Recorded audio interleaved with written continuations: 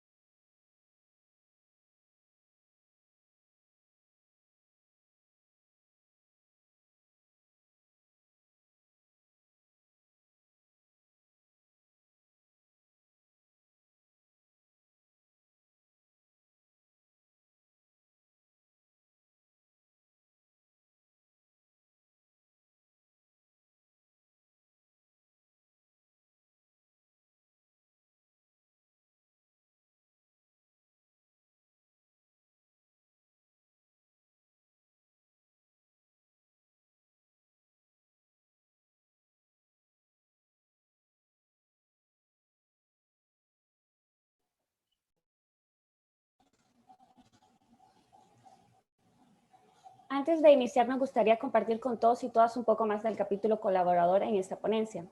El capítulo estudiantil IEEE Engineering in Medicine and Biology Society fue aperturado el 16 de octubre de 2015 en la Universidad Don Bosco. El capítulo EMBS es una de las sociedades del IEEE, la cual tiene como áreas de interés el desarrollo y aplicación de conceptos y métodos de ingeniería a la biología, la medicina y ciencias de la salud. En la UDB, el capítulo EMB ha desarrollado diferentes actividades entre las que se encuentran webinars, talleres, así como también han sido organizadores de congresos de biomédica. La rama estudiantil IEEE, en conjunto con el capítulo estudiantil IEEE Engineering in Medicine and Biology Society, pertenecientes a la Universidad Don Bosco de El Salvador, agradecen su participación en esta ponencia titulada Principios de Networking y su aplicación en informática médica, la cual será impartida por Ángelo Manzano.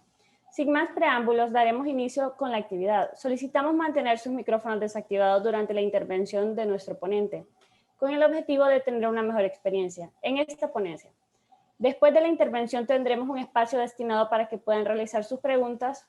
Adelante, Ángelo, puede iniciar. Bueno, muchas gracias. Buenos días a todos. Es un gusto estar con ustedes. Les agradezco mucho la oportunidad, tanto a la universidad como a ustedes, como capítulo estudiantil, por la oportunidad de poder compartir algo con ustedes, darles un pequeño aporte. Así que, bueno, muchas gracias. Pues vamos a ir directo al grano. Vamos a compartir pantalla y solamente les pediría, si en algún momento hay alguna falla, pues que Alejandra como moderadora me avise. Y bueno, comenzamos. Bien. Un segundito. El tema que vamos a desarrollar este día es principios de networking y su aplicación en informática médica. Bien, este tema en lo personal yo lo considero bastante interesante, muy... a veces muy poco explorado en nuestra formación, pero creo de que es bastante importante poder reforzar lo que en nuestra formación vemos acerca de informática médica con esta parte de networking. Yo espero de que sea de su agrado esta charla y les invito a que no se queden solo con lo que vemos acá.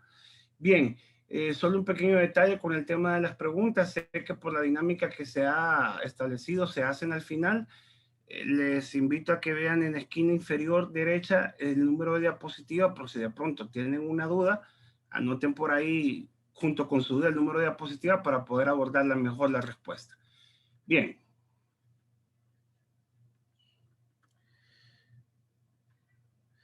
Ok, la agenda que vamos a desarrollar es la siguiente. En primer lugar, vamos a ver una primera parte que es principios de networking, donde vamos a abordar el concepto de red informática, los tipos de redes, el modelo de intercambio de información, el concepto de enrutamiento y conmutación, cómo se realiza la configuración a nivel TCP/IP, cómo se realiza la configuración a nivel DICOM y herramientas de networking. Luego vamos a ver una segunda parte donde en concreto vamos a ver la aplicación de networking en informática médica y lo vamos a hacer a través de dos ejercicios, uno un tanto básico y otro más avanzado.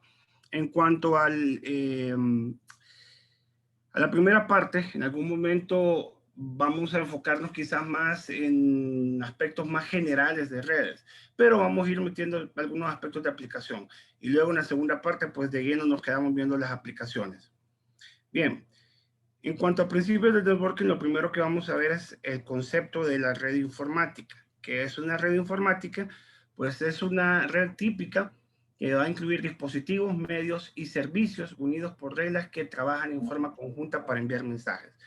Perfecto, veamos esto de manera más gráfica. Tenemos en primer lugar los dispositivos que pueden ser computadoras personales, pueden ser servidores, pueden ser dispositivos específicos como los de adquisición de imágenes médicas, por ejemplo.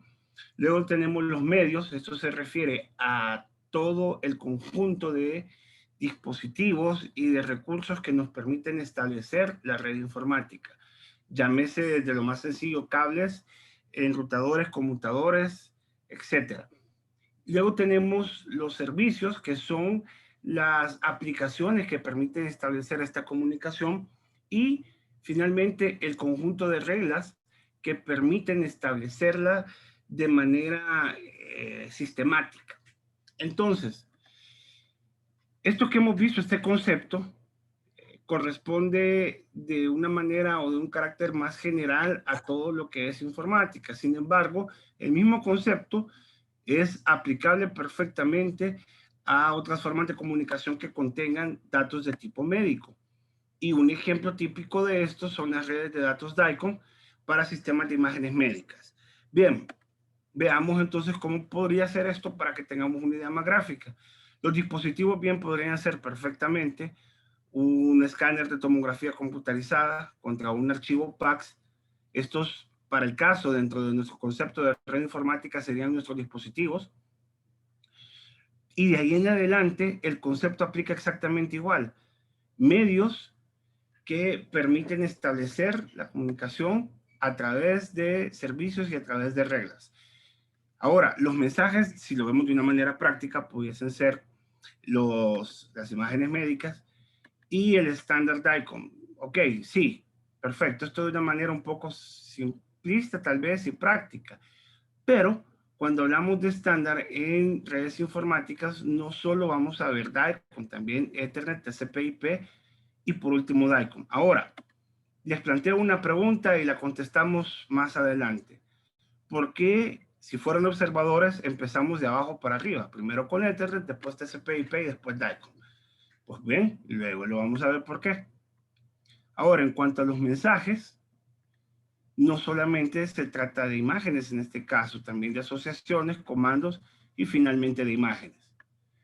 Muy bien, habiendo establecido cuál es el concepto de red informática, veamos entonces cómo funciona en la práctica. Aquí nos vamos a ir por el lado quizás más general en cuanto a tecnología y no necesariamente imágenes médicas. Bien, tenemos acá un dispositivo, una persona que está comunicándose con otra. Su dispositivo se va a encargar de codificar esta información y luego de codificarla va a enviarla codificada a otros dispositivos que van a permitir la interconexión de red. Primero los dispositivos a nivel de una red local y luego dispositivos que permitan saltar a una red de datos más grande. Ahora, normalmente vamos a representar Internet o una red o un intranet o red más grande a través de una nube.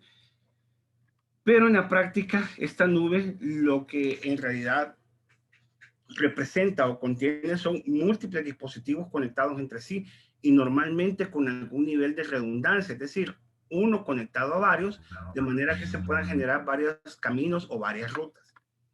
Bien, del otro extremo va a llegar a los mismos dispositivos de red para finalmente llegar al dispositivo final, que este a su vez va a haber decodificado la información. ¿Cómo lo decodifica? Lo veremos en un momento. Pero lo que debemos de ver o entender acá es de que dos dispositivos o dos usuarios que se están comunicando de una manera práctica, para poder llevarlo a cabo, hay o existe toda una red de datos en medio. ¿Ok? Hablemos de los tipos de redes que existen.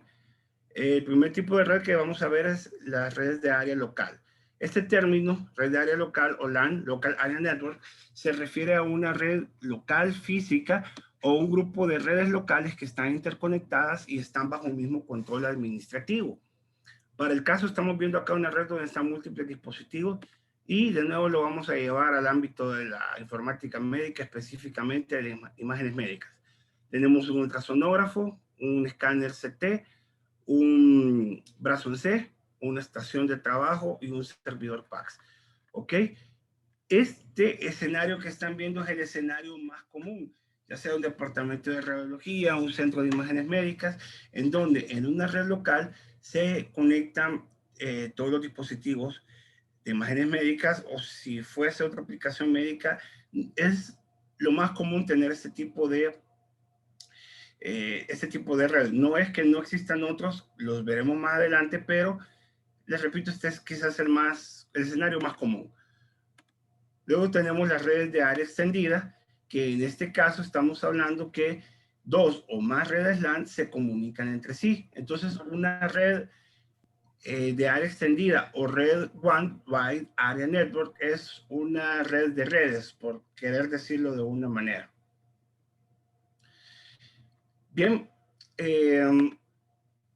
vamos a ver estos dos términos, intranet e internet. Por un lado tenemos el término intranet, que se utiliza generalmente para referirse a redes o una conexión privada de LAN y WAN que permite una organización y que está diseñada para que se puedan acceder solamente miembros de una organización.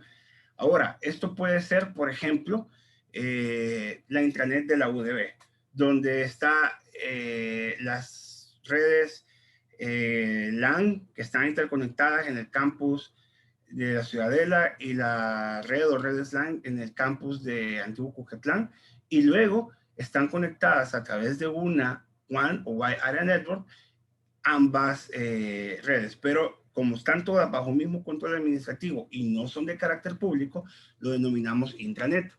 Ahora, cuando la red se vuelve de carácter público, no necesariamente esto es sinónimo de acceso libre, pero sí un acceso de carácter público donde múltiples personas externas a la organización pueden tener acceso, hablamos entonces del término Internet. Y en este caso, se crea una interconexión de redes que pertenecen a los proveedores de servicio de Internet o ISPs. ¿Quiénes son los ISPs? Son aquellos que le venden el servicio a Claro, a Tigo, a Telefónica, etc. Bien, luego tenemos las redes de área metropolitana. Este concepto está, digamos, relativamente en desuso y esto se debe un poco a que las redes LAN y WAN debido a que han sido habilitadas por cableados de fibra óptica y son mucho más rápidos, el término de redes de área metropolitana o MAN se ha vuelto hasta cierto punto un poco obsoleto. No es que no se implemente o no se utilice, pero en la práctica la mayoría de redes son LAN o WAN. De pronto encontramos un tipo de red bien particular, que es la red virtual privada o VPN, de Virtual Private Network. Este tipo de red consiste en una infraestructura que permite crear redes locales lógicas que físicamente no son precisamente redes locales. Son redes que posiblemente estén en sitios distintos. Vamos a poner un ejemplo. Tenemos el campus de la UDB en el antiguo Cuscatlán y el campus de la ciudad de la Don Bosco, y podemos interconectar ambos a través de routers o enrutadores especiales, enrutadores VPN, y creamos un túnel VPN, un túnel que va a estar implementado en Internet, que de manera física no son dos extremos que estén de una red local, pero de manera lógica sí lo están. Ahora, este tipo de implementación de red virtual privada es bastante utilizada en DICOM. En un primer lugar, porque DICOM tiene un carácter bastante estático. Y aunque no nos vamos a desviar mucho viendo eso, porque no es parte del objetivo de la charla, pero en algún momento podemos ver, cuando veamos la configuración a nivel DICOM, a qué nos referimos con ese carácter estático. Pero lo cierto es de que no solamente se debe a eso, sino también a que una red VPN, si bien no es totalmente infalible ante ciberataques, sí permite presentar una mayor seguridad que otros tipos de redes. O, dicho de otra manera, para que una red local convencional tenga el mismo nivel de seguridad que una red virtual privada, habrá que implementar otro tipo de seguridad adicional. Muy bien. Un ejemplo más práctico de una red virtual privada es este. Partamos, este es un caso de teleradiología, hay unos cuantos acá en el país implementados. Tenemos el caso donde tenemos un servidor PAX en un domicilio o en un sitio X, ¿ok? Y luego tenemos una cantidad X de centros de atención. Cada uno va a estar conectado con un router VPN a través de Internet, y esto va a permitir implementar una red virtual privada. ¿Qué nos permitiría esto? Por ejemplo, que si en un centro de atención tenemos un equipo de adquisición, poder enviar estas imágenes a un archivo PAX. Ok, perfecto. Esto que nos representa que no necesitamos de manera mandatoria un sistema de esta naturaleza en cada uno de los centros de atención. ¿Ok? Esta misma infraestructura de red nos puede permitir tener un centro de lectura, ya sea en el mismo sitio físico donde está el servidor PAX o incluso en otro sitio. Si fuese en otro sitio, a través de la misma infraestructura y otro router VPN, podríamos tener acceso a toda la información tal cual estuviésemos viendo de manera local. Ahora, punto y aparte de la red virtual privada, podemos hacer uso de Internet también para poder acceder a la información de otra manera, ya no a través de una red virtual privada, sino que de una manera pública. Ahora, ¿cómo podemos, digámoslo así, partir la nube en dos para esto? Simple y sencillamente haciendo prácticamente dos tipos de redes. Se oye más sencillo de lo que es, en realidad tiene su complejidad. Bien, hablemos del modelo de intercambio de información. Tenemos, por un lado, el modelo OSI, y cada uno tiene, el modelo OSI tiene 7 capas y cada capa tiene su utilidad, su aplicación. No lo vamos a ver en este momento, sino vamos a concentrar en el modelo TCP/IP. Este modelo TCP/IP tiene cierto grado de equivalencia con OSI, ya lo vamos a ver. Acá sí nos vamos a detener a decir de que tiene capas. Estas 4 capas, primero está la capa de aplicación, donde se presentan los datos al usuario. Luego tenemos la capa de transporte, donde se segmenta la información para poder ser enviada. La capa de internet o capa de red, que determina la mejor ruta de enrutamiento o el mejor camino de enrutamiento, perdón. Y la capa de acceso a red, que es la capa que codifica la información para poder ser enviada. Ok. Por un lado, el modelo OSI es el modelo de referencia o el modelo de interconexión de sistema abierto. Ahora, OSI, si bien se pudo llevar a cabo, implementarlo en la práctica, se ha convertido más en un modelo de referencia o en un modelo teórico. en tanto que TCP/IP se ha convertido en el modelo que se lleva a la práctica y se aplica. Y como podrán ser observadores, aunque están un poco tenues los colores, hay una equivalencia que la capa de aplicación de TCP/IP corresponde a las capas superiores de OSI, la capa de transporte de Internet tiene su equivalencia directa y la capa de acceso a datos corresponde a las dos capas inferiores de OSI. ¿Se recuerdan cuando vimos en el concepto de red informática por qué empezamos de abajo para arriba, primero con Ethernet, después con TCP/IP y luego con DICOM?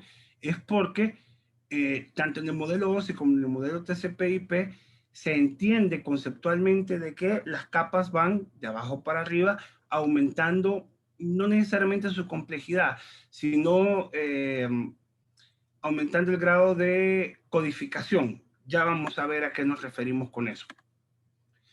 Bien, para que tengamos una idea, ¿a qué se refiere esto de TCP/IP? Se refiere a sus dos protocolos principales, Transport Control Protocol e Internet Protocol. En el caso de la capa de transporte, el protocolo más utilizado es TCP/IP, no es el único, está UDP también. Y en el caso de la capa de Internet tenemos, entre otros, los protocolos de Internet, la versión 4 y la versión 6.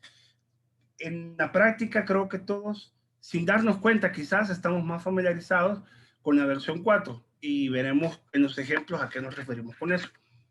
En cuanto a la capa de acceso de red, tenemos protocolos, por ejemplo, como el IEEE 802.3AB, que es el cable de red típico que conocemos de 1 gigabit por segundo, y el IEEE 802.11g, que es el protocolo Ethernet para conexiones Wi-Fi de 2.4 GHz. Existe también el de 5 GHz, que es otro protocolo. Y en la capa de aplicación hay algunos ejemplos como HTTPS para páginas web, POP y IMAP para correo electrónico. Ahora, ¿y aquí dónde cabe DICOM? Por ejemplo, DICOM cabe acá, en el protocolo DICOM. Y ojo, el protocolo DICOM no es igual al estándar DICOM.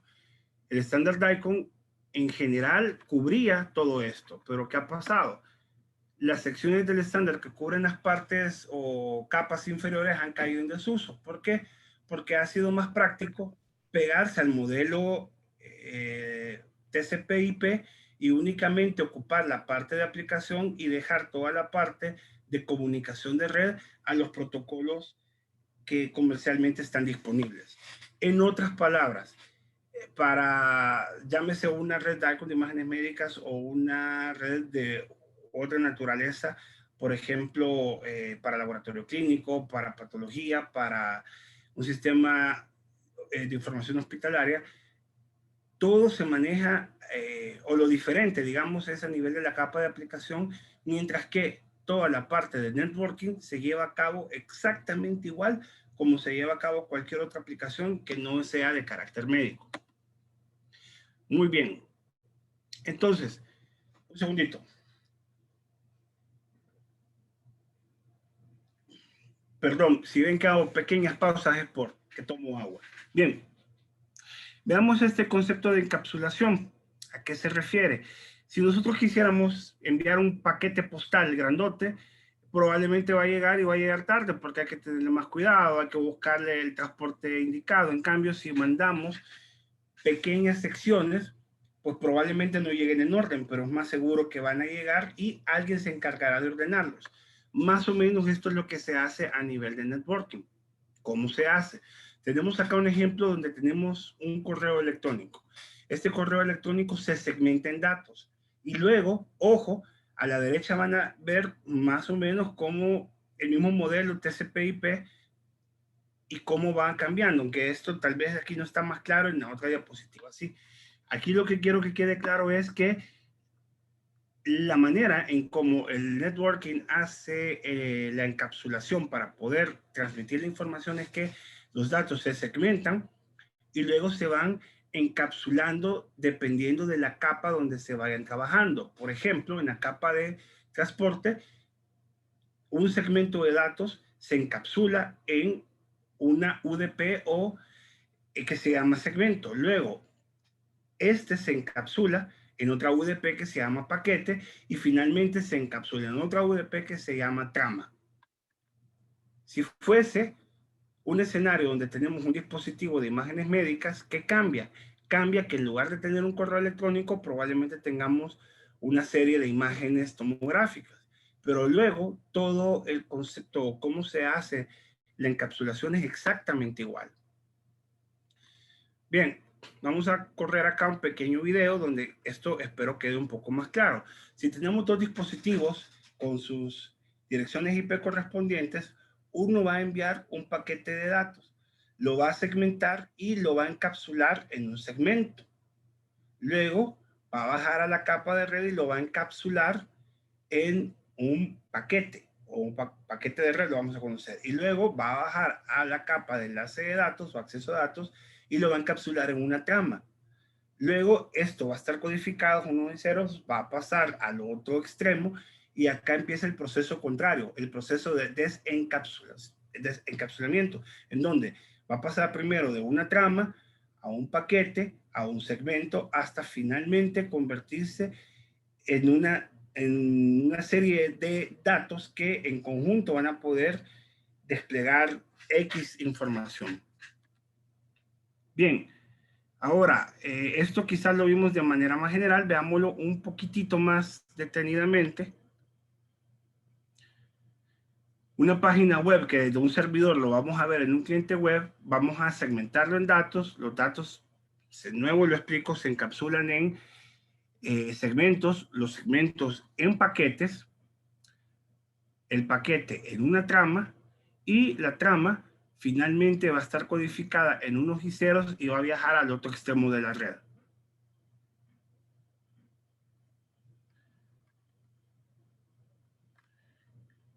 Ahora, ¿qué pasa cuando esto llega al cliente web?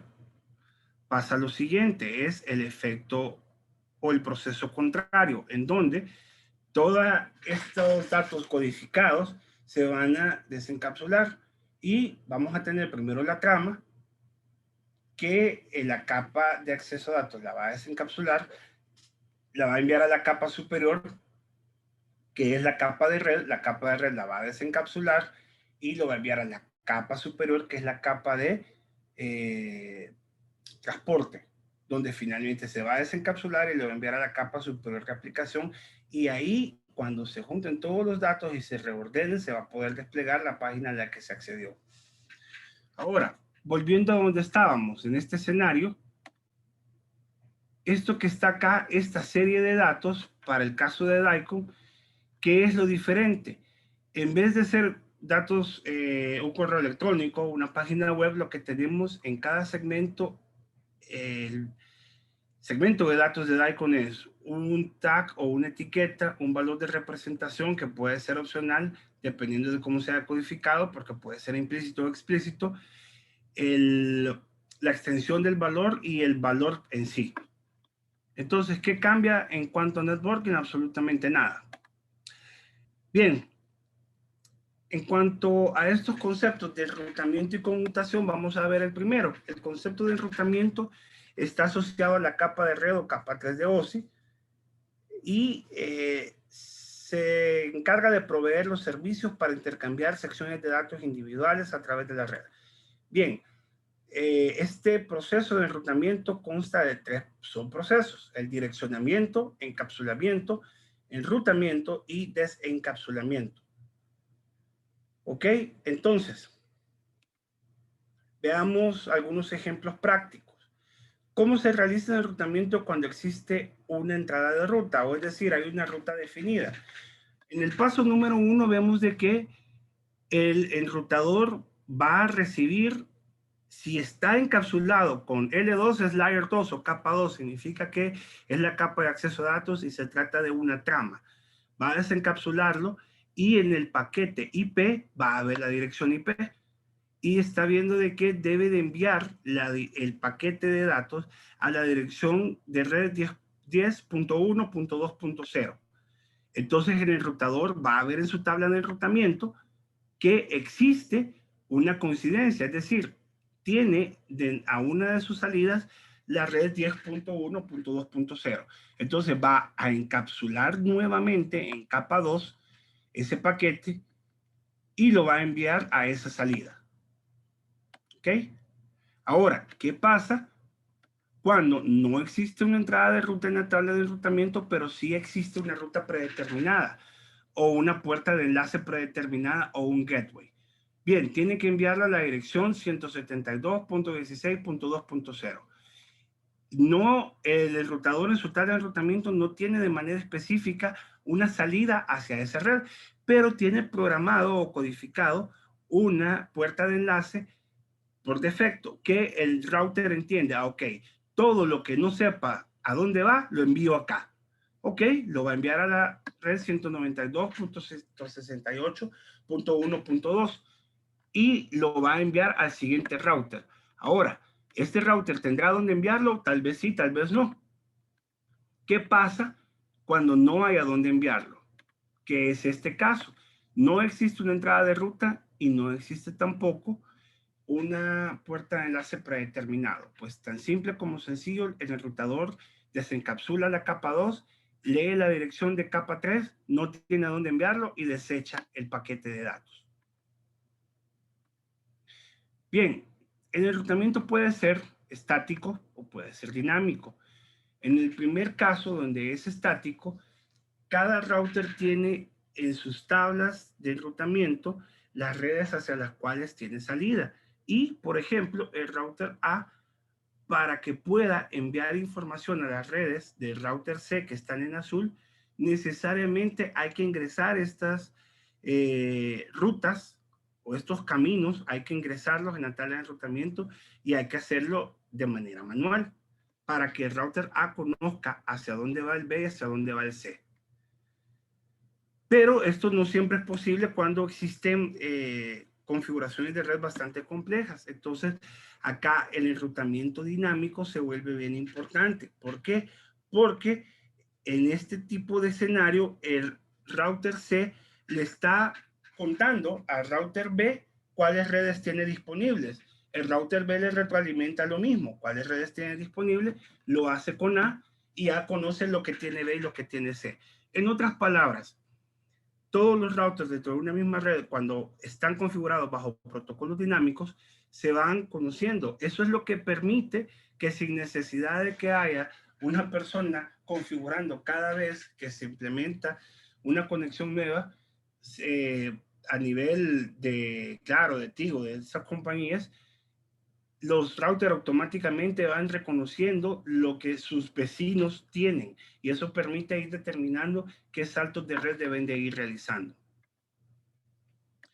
Bien, un segundito. Muy bien, esto a nivel de capa 3, en donde el direccionamiento se realiza a nivel de protocolo de Internet versión 4. Ahora, ¿qué sucede en capa 2? En capa 2 se utiliza el direccionamiento MAC o Mean Access Control y estas direcciones están asociadas a un dispositivo único en particular. ¿Qué quiere decir? Que las direcciones IP se utilizan para saltar de una red a la otra y sí, están asociadas a dispositivos específicos, pero ese direccionamiento se asigna de manera manual. ¿Cuál es la diferencia con el direccionamiento MAC? Solo sirve dentro de la red interna y ya es un direccionamiento que está asociado a la tarjeta de red y no se puede modificar a menos que se haga de manera forzada, literalmente que se craquee. Bien, las direcciones MAC están en hexadecimal, tal cual las pueden ver ahí el ejemplo. Cada computadora tiene una o varias. Por ejemplo, las laptops suelen tener dos, una para el protocolo Ethernet de cable físico y la otra para el protocolo Ethernet Wi-Fi. Quiere decir que la tarjeta de red inalámbrica tiene su propia dirección MAC también. No es que tengan que ser para que haya un direccionamiento físico, no tiene que haber una conexión física. Bien, vemos algunos ejemplos de cómo funciona el direccionamiento MAC. Este, por ejemplo, cuando se hace una transmisión que vamos a determinar unicast. ¿Cómo funciona? Un host o una computadora dentro de una misma red debe de transmitir a otra computadora donde ya se conocen las direcciones MAC. ¿Ok? Si ven, acá tenemos, esto es una trama. ¿Por qué es una trama? Porque está encapsulada en capa 2, en capa 3 y en segmento. Tenemos también otro tipo de transmisión para direccionamiento MAC, que es el broadcast. Tiene una utilidad muy importante a nivel de networking, que lo vamos a explicar más adelante. Pero en este caso, una computadora única transmite hacia todas las computadoras que están conectadas a esa misma red. Si ven acá el direccionamiento MAC de destino, todos los bits son unos. Acordémonos que esto es hexadecimal y convertido a binario. F son 8 bits en 1. Y finalmente tenemos las direcciones múlticast, en donde un único dispositivo transmite hacia varios, pero no todos, los dispositivos de red dentro de esa misma red. Ahora, ¿cómo funciona un switch o conmutador? Ya que ya vimos cómo funciona un enrutador. Acá partimos del ejemplo en donde la computadora que termina en 0A necesita enviar una trama a la computadora que termina en 0C.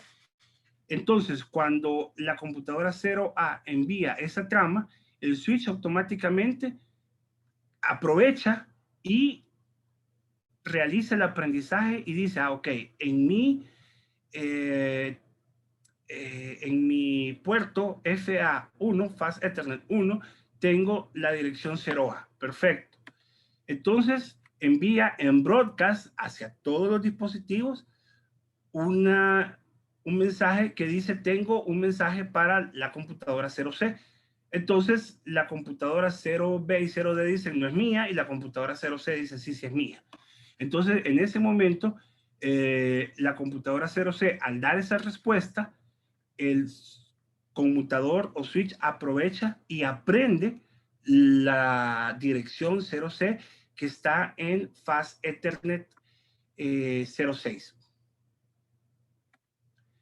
Bien, el host 1 o la computadora 0A recibe la información o recibe la respuesta de que, ok, yo soy la computadora 0C, y en este momento el switch ya queda con el aprendizaje de dónde tiene esas dos computadoras. Luego, en algún momento 0B y 0D van a intercambiar información y lo va a aprender. ¿Qué pasa si desconecta una computadora y lo conecta en otro puerto? Simple y sencillamente el switch se ve obligado a reaprender a dónde está 0A. Muy bien. ¿Cómo se realiza la configuración a nivel TCP/IP? Bastante sencillo. Luego vamos a ver qué utilidad tiene. Ahorita no solamente vamos a aprender cómo se hace. Primero, tenemos que designar una dirección de red a un host o un dispositivo de red en específico. Ahí tenemos un ejemplo de la dirección 192.168.1.14. Luego, tenemos que asignar una máscara de red. La máscara de red es una dirección IP que le permite al dispositivo reconocer a qué red pertenece y cuál es la dirección de broadcast. Y finalmente asignamos una dirección no gateway. ¿Qué quiere decir? De que es la dirección en donde todo lo que no pertenezca a la red local o al dispositivo lo tiene que enviar hacia esa dirección. Les pido una disculpa, pero necesito hacer una pequeña pausa. Permítanme, por favor.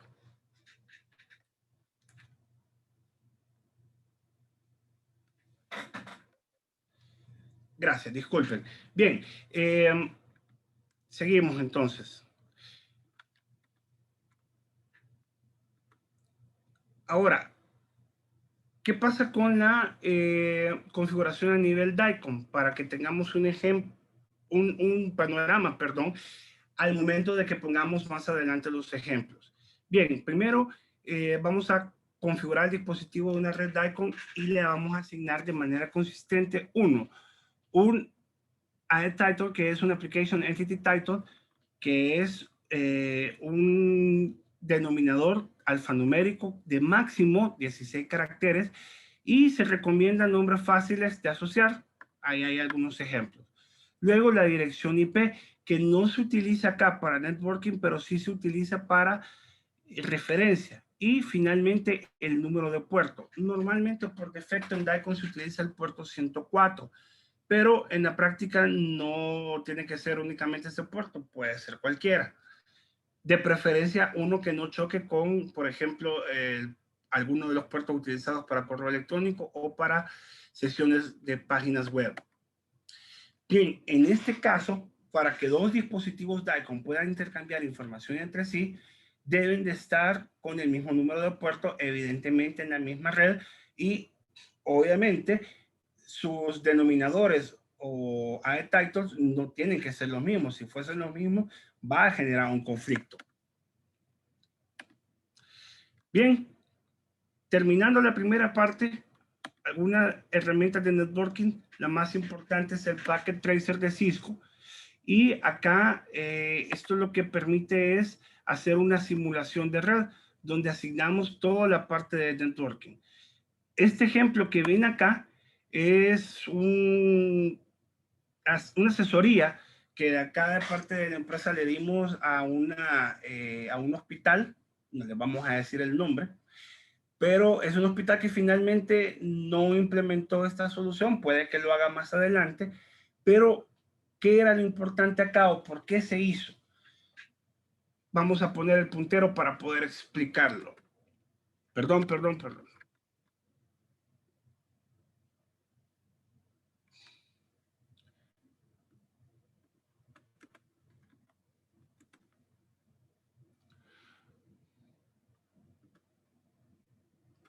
Ok. La red que está conectada, todos los dispositivos que están conectados a este conmutador o switch forman parte de una red. Aquí está un router que permite un salto de red de esta red a esta otra y otro enrutador que permite un salto a esta otra red. Ok, todo lo que estaba acá era parte del departamento de radiología. Está el departamento de informática. Perdón, este es disculpen, este es otro departamento de emergencias y este es el departamento de informática. Acá lo que queríamos ver es que si en la configuración de red que tenía el hospital era posible poder hacer toda esta implementación a nivel de networking. Finalmente, estos puntitos verdes significan que el simulador dio la prueba OK. Cuando están en naranja significa que no. Bien, habiendo visto toda la parte conceptual, nos vamos a ir a la parte de aplicación. Y primero lo vamos a hacer con un ejercicio básico.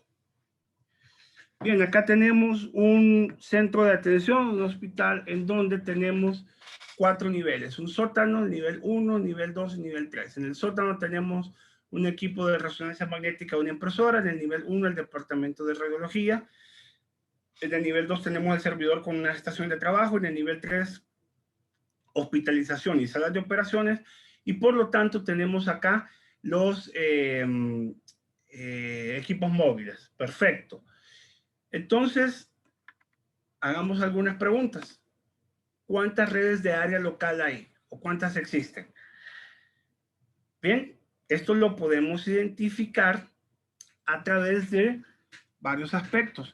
Los enrutadores permiten saltos de red y los conmutadores conectan dispositivos dentro de una misma red.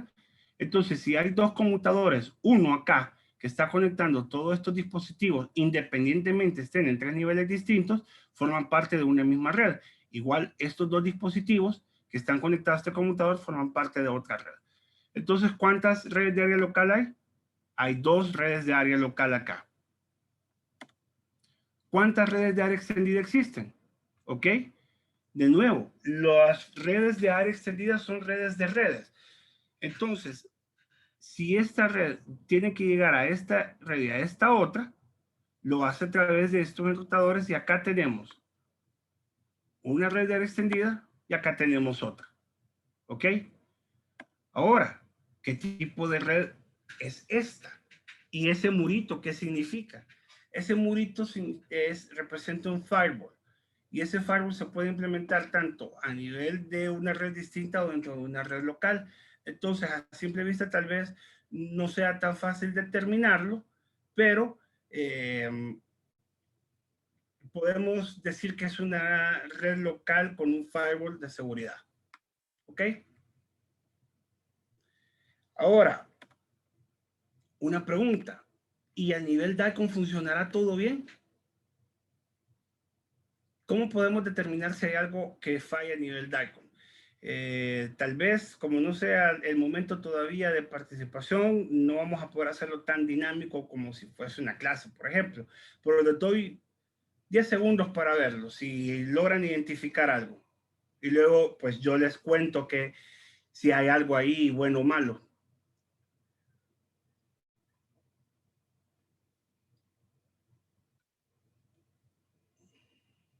¿Ok? Les comento. Por ahí existen dos pequeñitos problemas. El primer problema es que el servidor de backup tiene un AE title con 18 caracteres y vimos que tienen que ser máximo 16 caracteres. ¿Qué significa?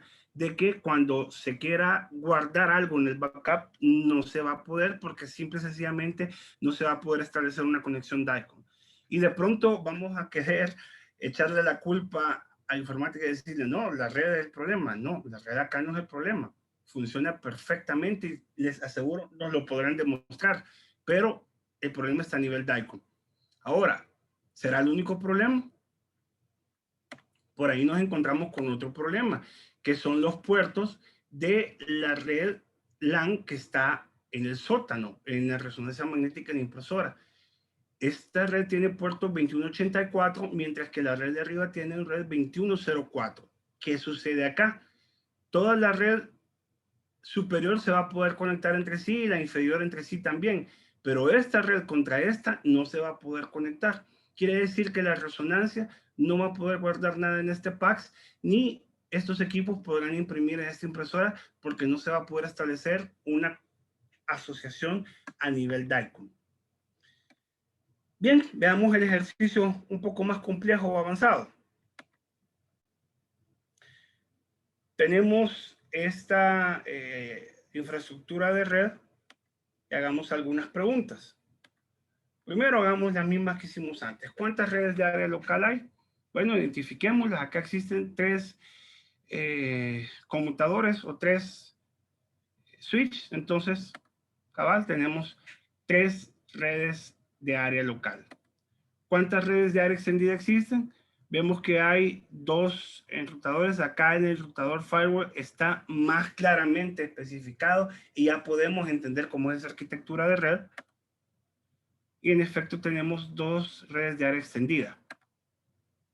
Ahora, veamos aquí en la red de área local que estaba en la parte superior, eliminamos o quitamos, o no estamos por lo menos evaluando todos los dispositivos médicos y solo nos vamos a quedar con las estaciones de trabajo y los dispositivos de almacenamiento.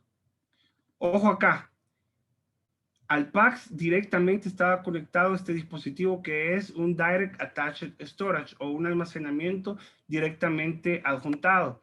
Pero acá hicimos un cambio y el centro de imágenes decidió sustituir ese almacenamiento DAS por un NAS, que es un Network Attached Storage. Y este ya no está conectado de manera directa al PAX como si fuese un disco duro externo, sino que está conectado a través de red y tiene todo un direccionamiento TCP/IP asignado. Bien, el punto es de que se contrató una empresa diferente para hacer esto. Y al hacerlo, el servidor PAX intenta almacenar acá, porque este almacenamiento es un almacenamiento a largo plazo de backup, pero las estaciones de trabajo despliegan este mensaje: error de almacenamiento en dispositivo NAS. ¿Qué sucede entonces?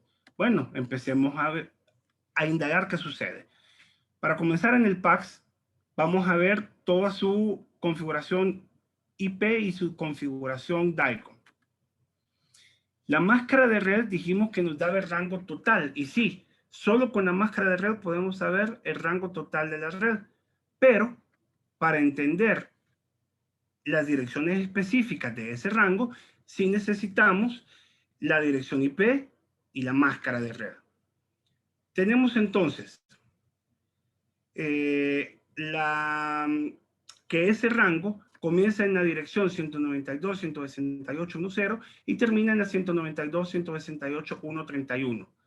Pero de este rango solamente estas direcciones corresponden al rango utilizable. ¿Por qué? Porque la dirección superior corresponde al denominador de red y la dirección inferior o la última al broadcast, o la dirección en donde se va a transmitir a todos los dispositivos de esa misma red. Entonces, si la dirección IP del servidor PAX la convertimos a binario y también la dirección de máscara de red y las multiplicamos, bajo lógica booleana, vamos multiplicando bit por bit, vamos a tener esta nueva dirección. Y si ven, esta dirección corresponde específicamente a la dirección de denominador de red. Quiere decir de que con esto, la máscara ya nos dio a qué red pertenece la red PAX, el servidor PAX. Imagínense de que no es la dirección que termina en punto 1, sino la que termina en punto 7. La misma lógica, el mismo ejercicio. Bien, ahora, ¿cómo determinamos el broadcast? El broadcast lo determinamos con el cálculo de las direcciones totales de esa red. Y eso se calcula con esta pequeña fórmula 2 a la n. ¿Pero qué es n? N corresponde a los últimos bits de la máscara de red que terminan en 0. Si bien la máscara de red está configurada de manera de que varios, desde el principio de los bits, están en 1. Por ejemplo, si fuera 255, 255, 255, 0, significaría de que este octeto sería todos ceros y n abarcaría hasta acá. Pero ¿qué tal si fuera 252? Significaría de que 6 de estos 8 bits serían 1 y n sería únicamente estos 2 bits. Entonces, con esto podemos calcular que las direcciones totales es 2 a la 5, significa 32, y por lo tanto, contando desde la dirección 0, 32 direcciones más, llegamos hasta la 31. Entonces, con la máscara de red, le dice al PAX cuál es el denominador de red y cuál es la dirección de broadcast. ¿Ok? Perfecto. Ya revisamos el PAX y ya vimos de que todas las otras direcciones corresponden bien, incluso la del gateway. Entonces, ¿qué pasa con la NAS? Aquí está el error. Si vimos la última dirección, era 31. Y solo acá ya deberíamos de saber de que esta dirección está fuera de la red. Entonces, jamás le va a llegar nada acá. Para que sí le pudiera llegar, tendría que estar un router, dos routers, tres routers después, pero no en la misma red. ¿Ok? Pero veámoslo, pudimos haber comenzado por acá. Hagamos el mismo proceso. Agarremos el rango total. Vamos a ver cuál es el rango utilizable. Sabemos que es el denominador de red y el broadcast. Y si lo hacemos ya no de manera visual, sino que bajo lógica booleana, vamos a llegar a lo mismo. A que esto pertenece a la dirección, al denominador de red o a la red que empieza en 32.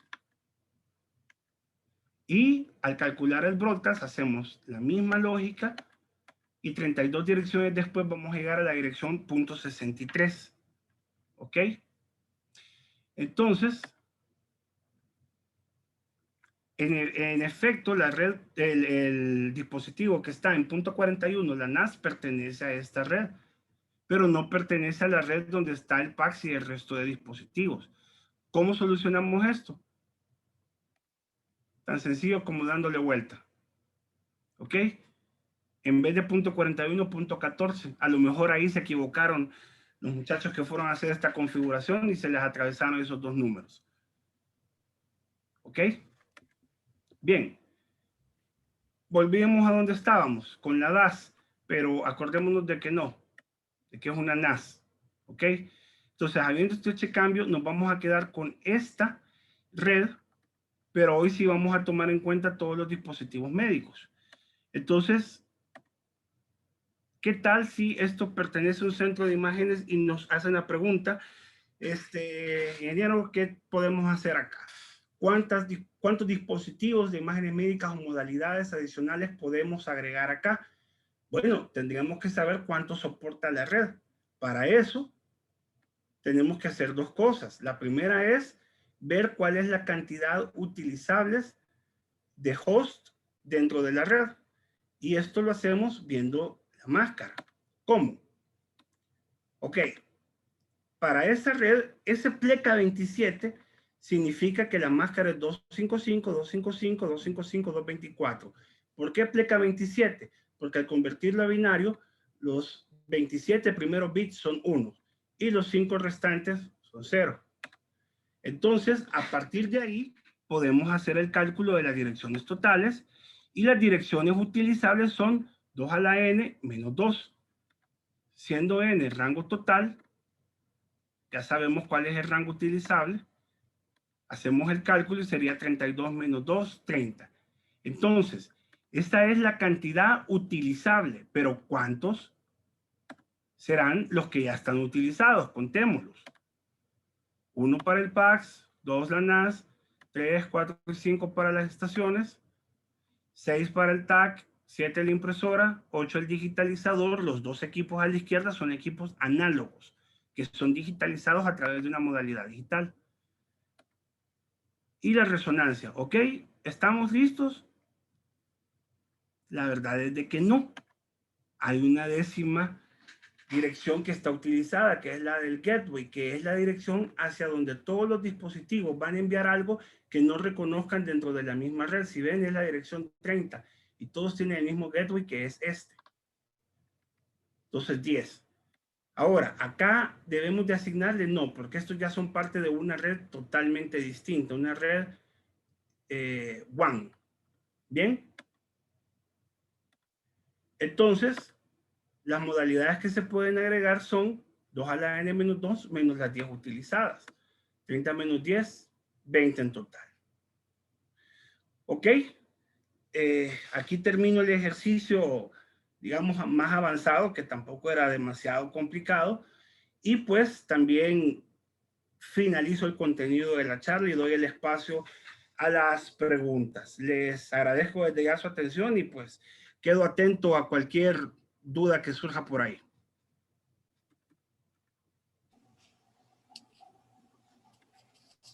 Muchas gracias, ingeniero. Agradecemos su valioso aporte. En estos momentos daremos inicio al espacio de preguntas y respuestas, por lo que solicitamos que en el chat escriban su nombre para que podamos cederle la palabra, o bien pueden escribir su pregunta en el chat para luego dar lectura y que nuestro ponente pueda solventar las dudas.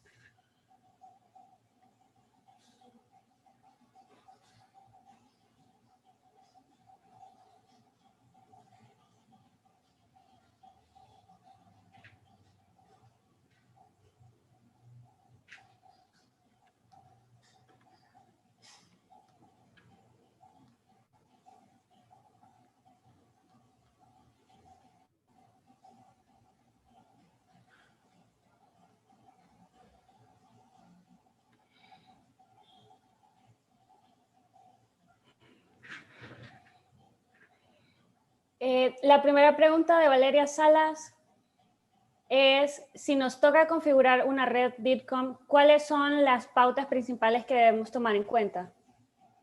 ¿Una red, perdón? DITCOM.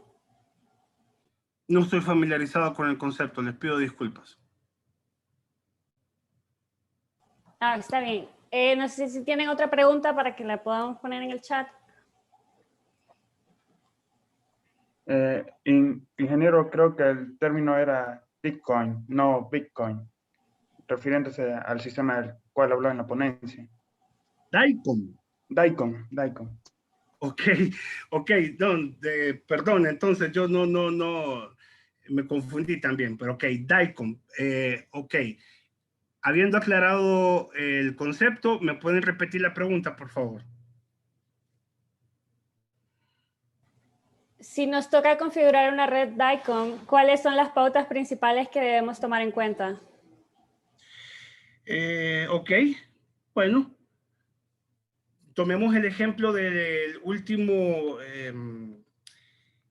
de la última red que vimos. Se la voy a poner de nuevo y ahí aprovecho y contesto la pregunta. ¿Me da chance de compartir pantalla? Sí, ahorita. Gracias. Ok, ¿qué pautas deberíamos de tomar en cuenta acá? Bien, primero, una de las primeras pautas que deberíamos de tomar en cuenta a nivel de networking es, cabe meter un equipo más ahí. Ya vimos la respuesta en las redes de acá arriba, que sí, sí cabe. De hecho, podemos meter 10 dispositivos más.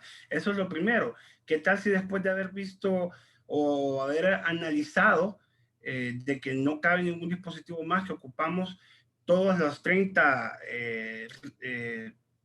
direcciones disponibles, no cabe otro, no hay nada que hacer? Tendríamos que buscar otra red o reconfigurar o hacer el subneteo, así se llama ese proceso, para poder redistribuir las redes. Eso es uno. Segundo, tendríamos que configurar a nivel DAI con los 3 parámetros, title, IP y puerto. El puerto tiene que ser congruente, el mismo puerto para todos los dispositivos dentro de la red para que se comuniquen. Las IP tienen que ser congruentes dentro de su mismo segmento de red. Y el title debe de cumplir con el parámetro que ya vimos, máximo 16 caracteres. De preferencia se recomienda que sean caracteres en mayúscula, porque algunos dispositivos tienen case sensitive, o sea, reconocen la diferencia entre mayúsculas y minúsculas y otros no. Entonces se recomienda que sean en mayúsculas siempre. Serían esas quizás las pautas más generales. Luego hay otros aspectos de flujo de trabajo, por ejemplo, que decirles, no vamos a meter un mamógrafo si clínicamente no hay servicio de mamografía en esa clínica, pero en general esos serían los parámetros o aspectos.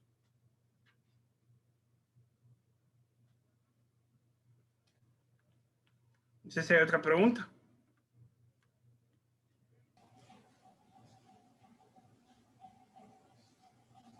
En el chat tenemos otra pregunta. ¿Para realizar la conexión, las computadoras deben tener el mismo sistema operativo? No, para nada. Todo lo contrario, pueden ser distintos sistemas operativos. Les comento, nosotros, algunos sistemas PACS para poder desplegar solo soportan un sistema operativo, pero esa es cuestión de aplicación. A nivel de networking, se puede conectar con cualquier sistema operativo, ya sea dispositivos de adquisición de imágenes médicas, dispositivos de red, o incluso, si un ejemplo es de que si lo vemos en una tablet que normalmente no va a tener Windows, va a tener iOS, va a tener Android, también se puede. Ahora, les pongo un ejemplo más práctico. De un hospital, este sí les puedo contar el nombre, el Hospital Nacional de Huachapán. Hace poco acá en la empresa hicimos una implementación de un sistema PACS en donde el sistema PACS funciona en Windows Server, las estaciones en Windows 10 y algunas estaciones del ministerio nos pidieron, miren, conéctelas, pero esas estaciones estaban en Debian, que es un sistema operativo basado en Linux. No estaba soportado, pero igual hicimos la prueba sabiendo que a nivel de networking iba a funcionar perfectamente y a nivel DICOM teníamos nuestras dudas, pero igual, aunque no estaba soportado, es decir, no estaba garantizado, el PACS lo levantó. Así que, en resumen, no hay ninguna restricción a nivel de networking. Sí se puede realizar cualquier tipo de conexión entre sistemas operativos y de pronto sí pudiera haber alguna restricción a nivel DICOM, pero eso es ya a nivel de aplicación y no a nivel de networking. Ok, ingeniero, muchas gracias. De momento no tenemos más preguntas, así que vamos a finalizar el espacio de preguntas y respuestas. Y reiteramos las gracias, Ángelo, por compartir con nosotros su conocimiento. Bueno, no, de nuevo a ustedes muchas gracias por permitirme la oportunidad. La verdad es que esto que a mí me gusta bastante. Y bueno, muchas gracias. Ahí está mi correo electrónico y un número al que me pueden contactar. Si de pronto les puedo servir en algo, estoy a sus órdenes.